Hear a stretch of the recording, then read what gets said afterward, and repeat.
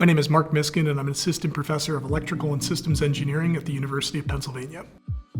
So probably the most common thing that people are familiar with that shares the same basic physics as the device we built is if you see like an oil slick on a road, right? And it has that weird kind of rainbowy iridescent color. What you're actually looking at are two different paths of light. The first path is reflected off of the top part of the oil, and the second path passes through the oil and then is reflected off the road underneath. Because those waves travel different distances, they can interfere with each other to produce an effect, right? To produce colors of different types. What we built is a device where we actually can choose the spacing between the upper and lower reflective part by making it out of very small pieces of metal that we can electronically adjust the height of. That gives us a way to control all of the colors that get reflected back and then build the display. You use extremely low amounts of energy to change where that mirror is placed, and then use no energy at all to form an image that comes from the light in the room. You add that together and now you can produce images even on a bright sunny day at very, very low power.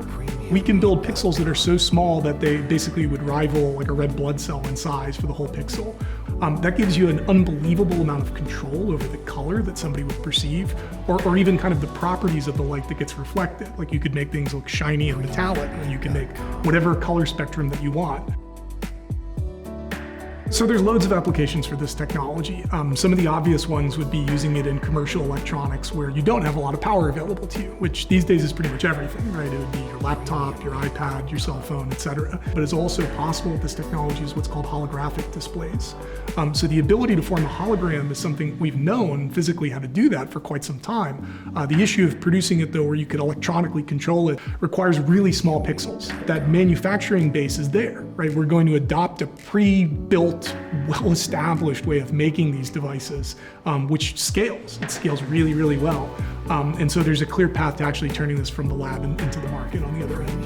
What could be cooler, right? And so, I mean, personally, I'm excited about the technology. I think it's a really, really neat platform, and I'm looking forward to developing it into something people buy. It'd be amazing.